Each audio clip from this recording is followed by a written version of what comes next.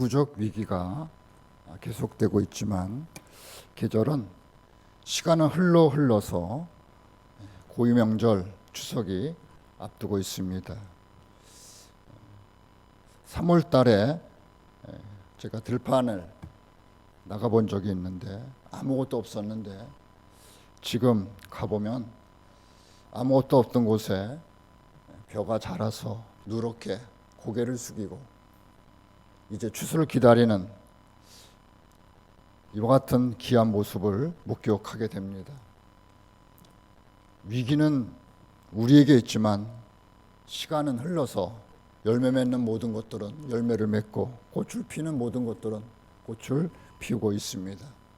어렵고 힘든 시기를 보내고 있지만 이번 2020년 남다른 추석을 여러분들도 주은혜 가운데 잘 보내시기 바랍니다. 우리가 코로나로 인하여서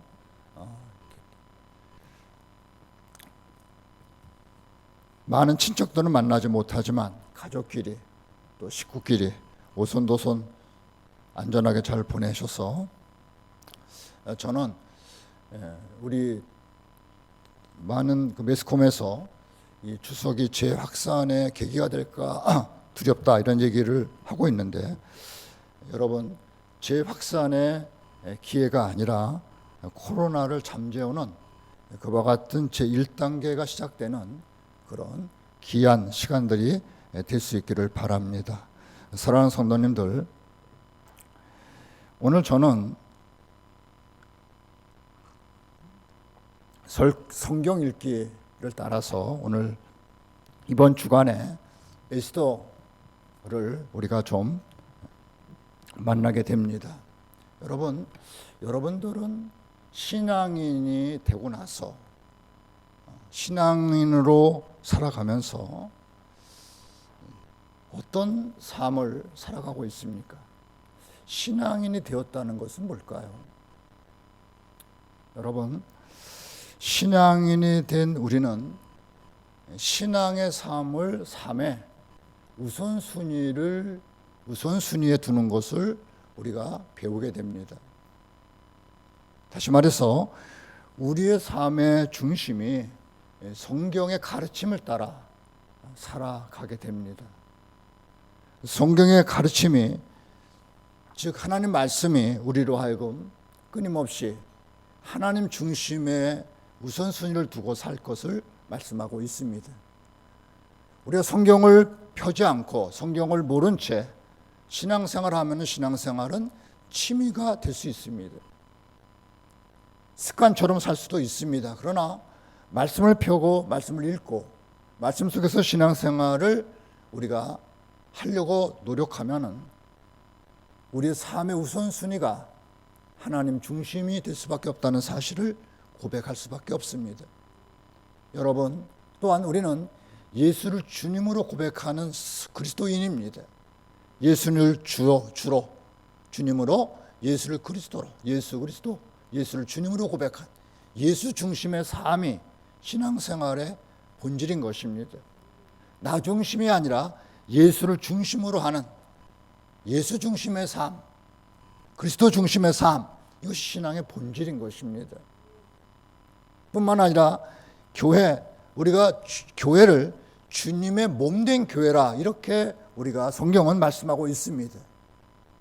즉 하나님 중심, 그리스도 중심이라면 우리의 삶은 교회 중심으로 그 시간들을 채워가게 된다는 사실을 우리는 알게 됩니다. 따라서 이와 같은 우리의 중심의 변화, 이 중심의 변화가 신앙생활의 핵심인 것입니다. 문제는 우리의 중심이 우리의 직장, 우리의 돈, 우리의 현실, 이것이 우리는 내 자신, 이것이 삶의 중심으로 살다가 하나님 중심으로, 그리스도 중심으로, 몸된 교회를 중심으로 이 중심의 변화를 우리가 경험하게 됩니다. 그런데 많은 사람들이 교회는 하나님 중심으로 살아가고 또 세상에 나가면 그냥 돈, 물질, 그리고 직장, 나에게 부여한 사회적 의무, 그런 것을 또 중심으로 살아가게 됩니다. 여러분, 우리가 우선순위가 이게 바뀌게 될 때, 변화가 할 때 거기에 갈등을 느낄 수밖에 없습니다. 고민하게 됩니다.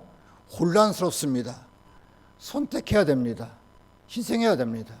혼자 살던 사람이 결혼해서 두 사람이 부부를 살게 되면은 여러분 혼자 살 때와 다른 선택, 다른 습관들을 가져야 되겠죠. 근데 여전히 혼자 살 때의 습관들과 취미를 유지한다면 그 부부는 사랑으로 출발한 것 같지만 결국은 갈등과 분쟁과 서로를 향한 배척으로 인하여서 결국은 갈라질 수밖에 없게 될 것입니다. 그만큼 희생과 헌신을 해야 되겠죠. 다시 말해서 우리가 내가 신앙인으로 살아가게 될 때 우선순위의 변화를 경험하면서 거기서 느끼는 어려움과 힘듦, 때로는 보람, 때로는 갈등, 이와 같은 것들을 신앙생활은 겪어낼 수밖에 없습니다. 대가가 지불될 수밖에 없습니다. 자기 십자가를 지고 나를 쫓을 것이니라. 그리스도를 따르게 될 때 우리는 거기에 따르는 나름의 대가를 지불하면서 예수 그리스도를 따라가게 된다는 것입니다. 여러분, 오늘 저는 에스더를 여러분과 함께 좀 만나 보려고 합니다.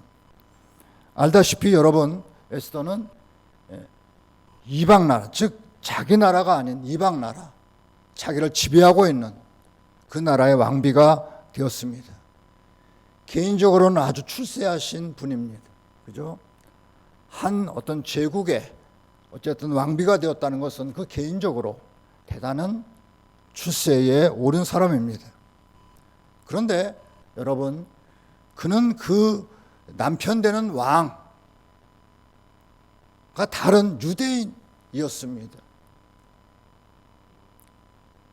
그는 왕비지만은 신앙 공동체, 유대 공동체에서 그는 벗어날 수 없는 사람이었습니다.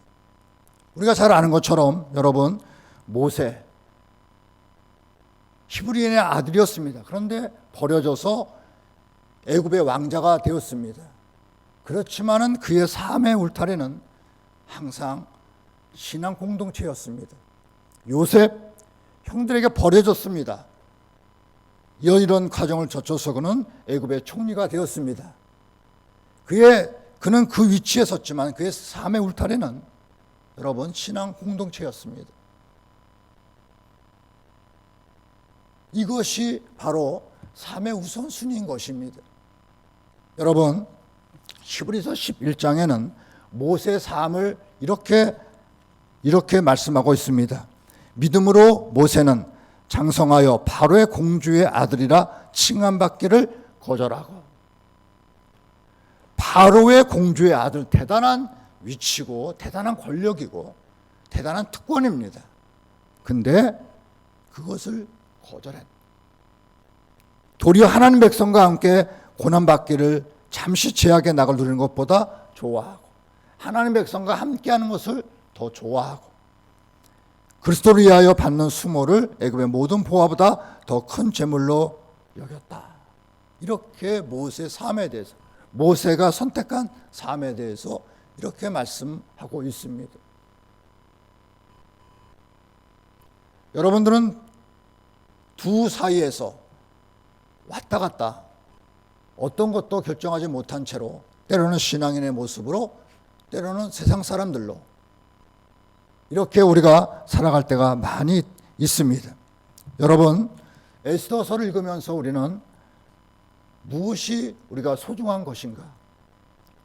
무엇을 우리가 그렇게 지켜내야 될 것이 무엇인가? 무엇을 목숨과 바꾸면서까지 지켜내야 할 것이 무엇인지에 대한 말씀을 에스더서는 우리에게 보여주고 있습니다. 여러분, 왕비의 자리일 것인가 아니면 신앙 공동체의 일원으로 설 것인가? 왕비의 자리를 그냥 유지할 것인가 아니면 신앙 공동체의 일원으로 서다가 죽음을 택할 것인가? 이 어려운 선택의 문제에 이 에스더는 서 있었습니다. 여러분, 이 노사연이라는 가수가 부르는 그 대중가요 중에서 바램이라는 노래가 있습니다. 그 가사에 보면 좀 이렇게 공감되는 가사가 있는데 그 내용이 뭐냐면 늙어가는 것이 아니라 조금씩 익어가는 것입니다. 이런 가사입니다. 늙어가는 것과 익어가는 것의 차이가 뭘까? 저는 제 나름대로 늙어가는 것은 그냥 세월을 그냥 살아가는 것이고, 익어간다는 것은 여러분 우리가 지켜야 될 것을 지켜내면서, 힘들지만은 반드시 지켜야 될 것을 지켜내면서 거기에 희생을 거치면서 그렇게 살아가는 것이 익어가는 것이 아닐까. 어려운 시대를 우리가 만났습니다. 사랑하는 성도님들, 여러분들을 신앙인으로서 지켜낼 것을 지켜내가 가고 있습니까? 아니면 그 시대와 상황에 따라 내게 주어진 역할에 따라 그냥 흘러가면서 살아가고 있습니까? 목숨은 부지할 수 있겠지만 늙어가는 것이지 익어가는 모습은 아닐 것 같습니다. 오늘 에스더는 민족이 말살되는 이런 위기, 이와 같은 어려움 속에 그는 이런 고백을 합니다. 죽으면 죽으리다. 왜냐하면 왕 앞에 나가는 것은 허락이 없으면 나갈 수가 없습니다. 아무리 왕비라 할지라도 왕 앞에 나갈 때는 왕의 먼저 부르심이 있어야 왕 앞에 나갈 수 있습니다. 당시의 시스템이 그렇습니다. 근데 그 시스템을 어기고 왕비가 먼저 왕 앞에 나가게 되면은 죽을 수도 있으면 왕의 명령 없이 움직일 때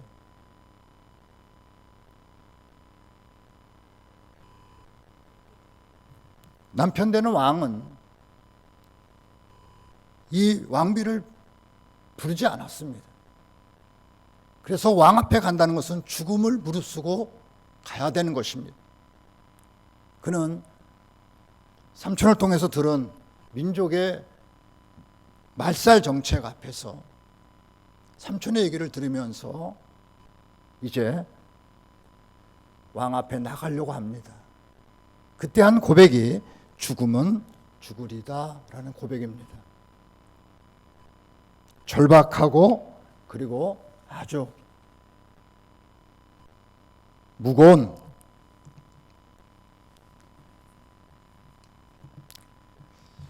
죽어도 좋겠다, 죽으면 죽으리다, 이 말 속에 난 죽어도 좋다, 이것을 지키기 위해서, 민족을, 신앙 공동체를 지키기 위해서 나는 죽어도 좋다, 신앙 공동체를 살려내기 위해서 나는 죽을 수도 있다, 이 고백입니다. 죽으면서까지 자기가 속하고 있는 신앙 공동체를 지키고 싶다 하는 간절함입니다. 우리에겐 이런 것이 있습니까? 뭘 그렇게 지키고 싶으십니까? 무엇을 그렇게 여러분 지켜내고 싶은 그 무엇이 인생 속에 있습니까? 여러분, 우리가 사는 이 시대에 가치 중에 하나가 소확행이라는 말로 표현되고 있습니다. 소확행이라는 게 뭡니까? 작지만 확실한 행복. 그냥 뭐 어디 가서 커피 한 잔 마시고 또 뭐 이렇게 재미있게 놀고, 작지만 작은 행복을 인생의 어떤 행복으로, 가치로 여기는 그런 시대에 우리가 살아가고 있습니다. 목숨 걸지 않습니다. 그냥 없으면 말고 있으면 좋고, 없으면 없는 대로, 그냥 있으면 있는 대로 그냥 자그마한 행복을 누리면서 사는 이런 시대에 살아가고 있습니다. 소확행이란 말이 우리 시대를 설명하는 트렌드 중에 하나의 말입니다. 여러분, 우리 하나님께서 우리를 성도로 부르셨고 신앙인으로 불렀을 때 소확행 하라고 부르신 것 같지는 않습니다.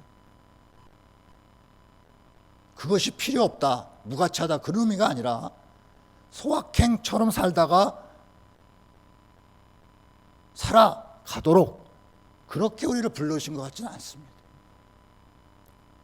오늘 에스더를 통해서 우리에게 주어진 삶의 확실한 것은 뭔가 우리의 목숨까지 내려놓고 지키고 간직해야 할 삶의 그 소중한 그 무엇을 부여잡고 살도록 저와 여러분을 그리스도 예수 안에서 불러주신 줄로 믿습니다. 이것을 우리가 발견하고 거기에 우리 삶에 집중을 할 수 있어야 돼요. 여러분, 오늘 에스더뿐만 아니라 신약에 와서 우리가 잘 아는 바울을 보면은 바울의 로마서에 보낸 편지 가운데 이런 얘기를 합니다. 내가 그리스도 안에서 참말을 하고 거짓말을 하지 않아요. 나에게 큰 근심이 있는 것과 마음에 그치지 않는 고통이 있는 것을 내 양심이 성령 안에서 나와 더불어 증언하노니 나의 형제 곧 고륙의 친척을 위하여 내 자신이 저주를 받아 그리스도에게서 끊어질지라도 원하는 바라. 즉 혈육 공동체인 유대인의 구원을 위해서 자기 목숨이 끊어져도 좋다 하는 절박함이 그에게 있습니다. 또한 사도행전 20장 23절을 읽어보면 내가 달려갈 길과 주 예수께 받은 사명 곧 하나님 은혜의 복음을 증언하는 일을 마치려 하면은 나의 생명조차 조금도 귀한 것으로 여기지 아니하노라. 이렇게 말하는 것입니다. 복음을 위해서 나는 죽어도 좋겠다 하는 이 절박함이 있었습니다. 사랑하는 성도님들, 우리가 예수 그리스도 안에서 신앙인이 되었다는 것은 삶의 우선순위가 명확해지는 것을 말합니다.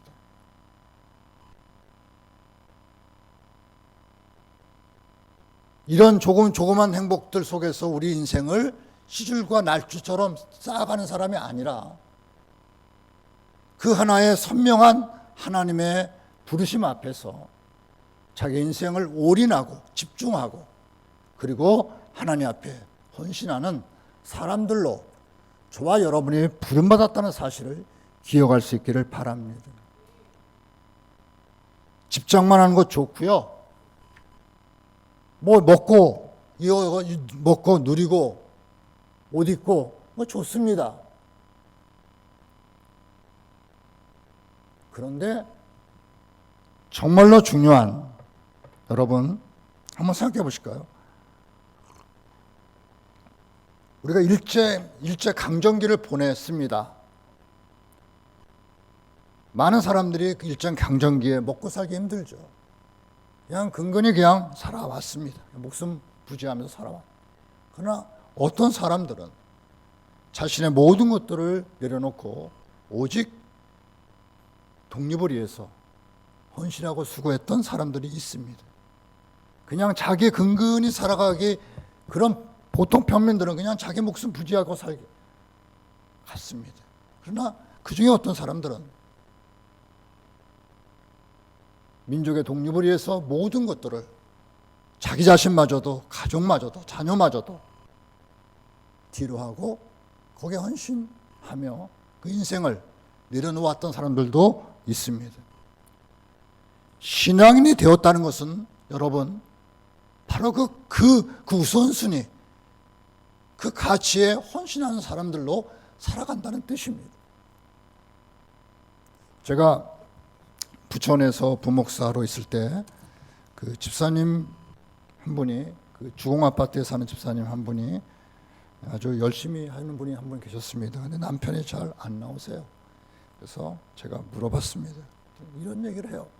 그 아들이 뇌전증, 그게 뇌전증이 뭐죠? 간질이죠. 지금은 이 간질도 보니까 수술을 통해서 어느 정도 정상적인 삶을 살더라고요. 근데 그 당시에는 뇌전증은 뭐 고치지 뭐 그냥 뭐 여기저기서 이렇게 넘어져서 막 거품 물고 아들이 그런 아들이었습니다. 그러니까 아버지가 그 아들을 내가 살아있는 동안에는 이 아들을 내가 케어할 수 있겠지만 내가 죽으면 이 아들을 누가 돌볼 수 있을까? 이분이 그 생각에 집중했던 것 같아요. 그래가지고 자기 이제 조그만 사업체가 하나 있는데 하여튼 열심히 사업을 일으켜서 이 아들을 좀 이렇게 좀 해주고 자기는 어떻게 됐든 아들의 미래를 위해서 자기 모든 것들을 버리는 그 부모, 아버지의 모습을 봤습니다. 세상에는 자녀를 위해서 희생하는 부모도 있고 부모를 위해서 희생하는 자녀들도 있고 아내를 위해서 또 남편을 위해서 헌신하는 사람들도 대단히 많습니다. 오늘 우리 만나는 이 에스더는 하나님을 위해서 신앙 공동체를 위해서 그는 목숨을 던졌습니다. 이를 위해서 내가 존재한다. 사랑하는 성도님들, 죽음은 죽으리라. 이것이 삶의 존재 이유고 살아감의 에스더는 민족, 나라 그리고 신앙 공동체를 구하는 일이라면 자신을 내려놨던 것을 볼 수가 있습니다. 사랑하는 성도님들, 우리도 이런 삶을 우리가 바라보고 살아갈 수 있어야 될 줄로 믿습니다.